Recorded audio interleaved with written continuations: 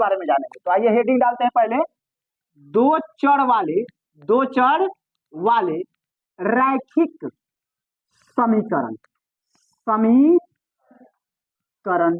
ठीक है, अब दो चर वाले रैखिक समीकरण आप लोग पहले ही जान चुके हैं चर मान और अचर मान के बारे में। यानी चर किसे कहते हैं, वैसा मान जो उसका मान क्या हो बदलता रहता है, या वैसा अंक या वैसा डिजिट जिसका मान क्या हो बदलते रहता है, उसे चर मान कहते हैं। और जिसका मान न बदले उसे क्या कहते हैं, अचर मान। जैसे कोई x का मान 1 रखता है, कोई x का मान 2 रखता है, तो जिसका मान कभी कुछ और रखा जाए कभी कुछ और रखा जाए तो उसे हम क्या कहते हैं, चर कहते हैं। क्या कहते हैं, जैसे मान लीजिए कि x का मान आप 1 रखे, हमको मन किया तो x का मान हम क्या रखेंगे, 2 रखेंगे, कोई दिक्कत। कोई किसी को 3 रखेगा, कोई 4 रखेगा, कोई 0 रखेगा, तो ये क्या है, चर राशि है। कैसी राशि है, चर राशि। और जिसका मान नहीं बदलता है, अब बताइए गिनती लिखेगा तो आप भी 1 2 3 4 लिखिएगा ना जी, गिनती लिखेंगे तो हम भी 1 2 3 4 लिखेंगे ना। पहाड़ा लिखेगा 2 का पहाड़ा तो 2 4 6 8 10 आप भी लिखेगा, हम भी वैसे ही ना लिखेंगे कि उसको अदल बदल के लिखेंगे, सेम वैसे ही लिखेंगे। तो जो उसका मान न बदले उसे क्या कहते हैं, अचर। और जिसका मान बदल जाए उसको क्या कहते हैं, ये क्लियर है।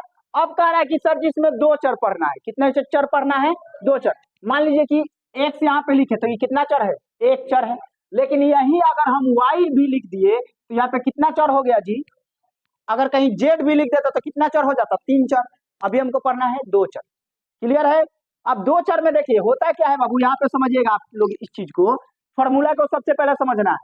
तो फॉर्मूला को a1x plus b1x plus c equal to, क्लियर है बाबू, इसको एक्सप्लायर कर सकते हैं। फिर आएगा a2 x square plus b2 x plus c2, यहाँ पे बराबर 0, क्लियर है। इसी पे आपको बहुत से सवाल को क्या करना पड़ेगा, सॉल्व करना पड़ेगा। पहले इस पे हम लोग चर्चा कर लेते हैं, कहता क्या है, इस पे थोड़ा सा सवाल की चर्चा कर ले। अनुपातों की तुलना करना है तो देखिए समीकरण 1 समीकरण 2 से आपको तुलना करना है। क्या करना है, अगर a1 बटा a2 बराबर नहीं है b1 बटा b2 की तो क्या होगा बाबू, प्रतिच्छेद करती हुई रेखाएं होगा। केवल एक हल होगा, प्रतिच्छेद करती है, कोई दिक्कत। ये आपसे पूछेगा, ऑब्जेक्टिव में भी पूछा जाता है। और जस्ट आप 3.1 3.2 3.3 3.4 में जैसे जैसे आगे बढ़िएगा वैसे वैसे आपसे इससे रिलेटेड सवाल पूछा जाएगा, ठीक है। अगर कहता है बाबू, मान लीजिए जैसे देखिए आपको एक एग्जाम्पल हम लिख देते हैं बाबू, 2x plus 3y plus 4 equal to 0, ठीक है। यहाँ पे लिख दे 4x plus 5y plus 6 equal to 0।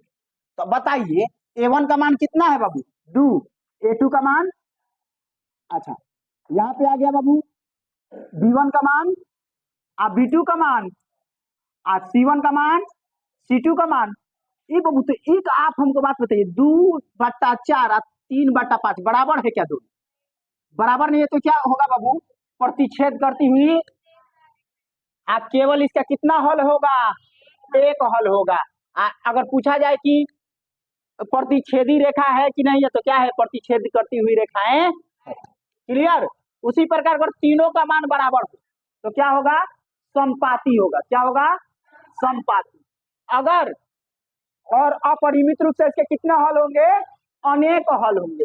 अगर तीसरा का मान बराबर न हो तो क्या कहेगा, समांतर रेखा। क्या कहेगा, आप कोई हल, क्लियर। ये तीनों पॉइंट आप लोग क्लियर कर लिए। अब इसके आगे हम लोग बढ़ते हैं। देखिए इस पार्ट से आपसे सबसे ज्यादा सवाल जो बनता है बाबू वो आपका, देखिए एक आता है विलोपन विधि। कौन सी विधि, विलोपन विधि, विलोपन। दूसरा आता है बाबू प्रतिस्थापन, प्रतिस्थापन। और तीसरा आता है बाबू ब्रज गुणन, ब्रज गुणन विधि, ब्रज गुणन। इन तीनों विधि पे हम लोग को सवाल सॉल्व करना है। आइए पहला आपको देखते हैं बाबू, विलोपन विधि। कौन सी विधि, चलिए विलोपन विधि में क्या कहता है यहाँ पे लिख देते हैं आप लोग को। विलोपन विधि के लिए हम सवाल देखते हैं बाबू, कहता है x प्लस वाई बराबर 5, ठीक है। और दूसरा दे दिया है बाबू 2x माइनस 3y बराबर 4। सवाल हो गया, इसको किस विधि से हल करना है हम लोग को, विलोपन। तो पता है बाबू विलोपन विधि में क्या किया जाता है, सबसे पहले लिखेंगे इतना को, माना कि यह समीकरण क्या हो गया, आप इसको दोबारा लिखिएगा। इसके पहले क्या कर दीजिएगा, माना कि, x plus y equal to 5 बराबर समीकरण 1, 2x माइनस 3y बराबर 4, इसको समीकरण क्या मान लीजिएगा आप? क्लियर, इतना बार क्लियर करिएगा ना। अब देखिए इसमें से किसी एक पद को आपको क्या करना है, बराबर, या तो आप एक्स वाले को बराबर कर लेना था वाई वाले, अगर दोनों प्लस में है तो आप किसी को भी बराबर कर सकते हैं, अगर माइनस में है तो ये आप ध्यान से बराबर करिए किसको आपको बराबर करना है। कोई दिक्कत? तो आप किसको बराबर करिएगा, एक्स वाले को। तो चलिए, तो जब एक्स वाले को बराबर करना है तो आप यहाँ पे क्या लिखेंगे, समीकरण 1 में नीचे एक्स का मान कितना है बाबू, 2, तथा समीकरण 2 में समीकरण ऊपर एक्स का मान कितना है, 1 से गुना कर, गुना घटाने पर, गुना कर। कोई दिक्कत? अगर माइनस वाला पकड़ते तो गुना कर जोड़ने पर लिख देते, कोई दिक्कत ना है। चलिए गुना कराइए तो बाबू, इसमें 2 से गुना करिए कितना होगा, 2y, आप 5 दूनी, इसमें 2 से गुना करिए तो 2x minus 3y equal to 4। घटाएंगे ना इसको, तो घटाने के लिए हम चिन्ह को बदलेंगे, जोड़ का चिन्ह है तो घटाव का चिन्ह है तो जोड़ का चिन्ह है तो। अब देखिए 2x कमा रहा है, 2x खर्चा कर रहे थे, कट जाएगा जी। अब बताइए 2 रुपया का 2y कमाया, 3y कमाया, कितना y कमा लिया बाबू, 5। 10 में से 4 गया, कितना बचेगा, तो y बराबर कितना हो गया बाबू, 6 बटा y का मान निकल गया। अब y का मान आ गया तो y के मान को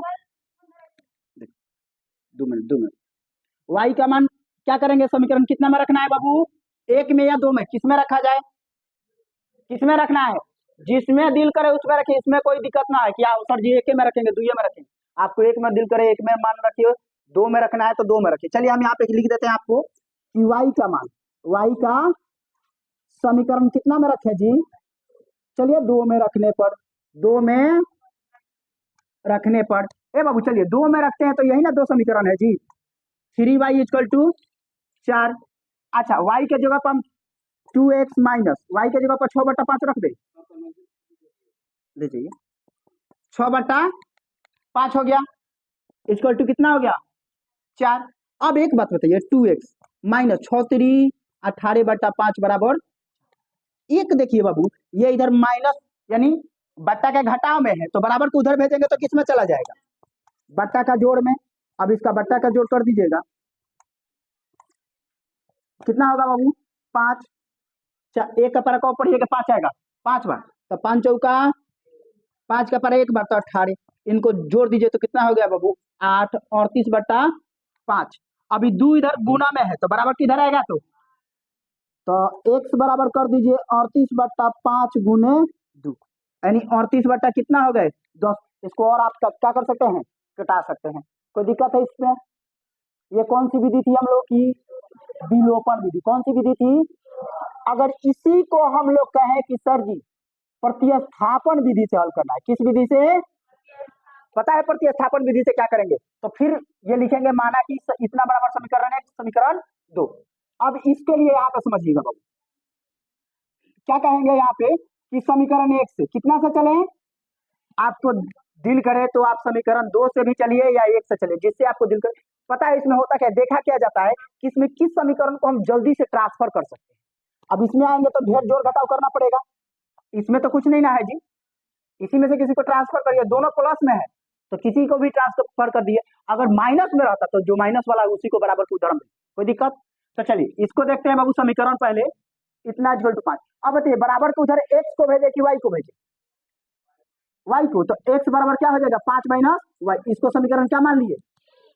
अब 1 से चले हैं ना बनी, तो 1 से चले हैं तो इसका मानवा कितना में रखेंगे 2 में, अब 2 से चलते तो मान कितना में रखते, तो क्या लिखेंगे x का मान, x का समीकरण 1 में रखने पर, समीकरण 1 में रखने पर, ठीक है। तो चलिए समीकरण बाबू 2 ना होगा, क्या रहेगा 2x minus 3y equal to 4। अब बताइए x के बदले हम इतना रख दे जी, 5 minus y minus 3y equal to 4, 5 दूनी 2y minus 3y equal to 4। अब बताइए 2 को कर जा, 3 को कर जा, को कर जा हुई 5 को, तो 10 माइनस 5y इक्वल टू 4। तो ये प्लस में है तो बराबर किधर आएंगे तो किसमें हो जाएंगे, आई माइनस में तो बराबर किधर जाएंगे तो तो y बराबर आपका कितना लिख सकते हैं इसको, 6/5 लिख सकते हैं। देखिए तो y बराबर 6/5 आया था का कहीं हमारा, क्लियर है। अब फिर चलिए, अभी तो y का मान आया है ना, अब y के मान को उठाकर हम कितना समीकरण में रख दे बाबू, तो y का मान, y का समीकरण 3 में रखने पर, कितना में रखने पर ए बाबू, तो समीकरण 3 का होता है ना बा, x बराबर 5 माइनस, तो x बराबर 5 माइनस y के बदले कितना लिख दिया 6 बटा, ए बाबू अगर इसको हम बट्टा का तो इसके कुछ नहीं है तो 1 होगा ना जी, 1 का 5 का लघुत्तम लिए तो 50 माइनस 6, अब बताओ 25 में से 6 जे कितना बची हो बाबू, कितना बची हो 19/5, ये आपका देखे तो, क्योंकि यहाँ पे भी कटाइएगा तो 19 दूनी और 3 5 दूनी बराबर है का दोनों जगह, तो यानी अब पता है बाबू, ये प्रतिस्थापन विधि से बन गया हमारा, विलोपन विधि से बन गया। अब थोड़ा सा बरजगुणन विधि होता है, क्या होता है बाबू, तो बरजगुणन विधि पता है बाबू, उसके लिए एक समीकरण आपको इस रूप में आपको क्या करना हो, समीकरण को लाना होगा। जैसे बराबर को उधर दिया है ना, तो इसको बराबर की इस साइड लाइएगा, बराबर किधर रहेगा तो माइनस में हो जाएगा, ये भी बराबर किधर रहेगा तो माइनस हो जाएगा। अब तब हम लोग क्या करेंगे बाबू, उसको कि एक्स वाले को मान को बंद करके तिरछा तिरछी गुना कराकर उसको आपस में घटाएंगे। क्लियर है, कोई दिक्कत इसमें? तो आज इतना ही रहने दीजिए, कल हम लोग बरजगुणन विधि देख लेंगे।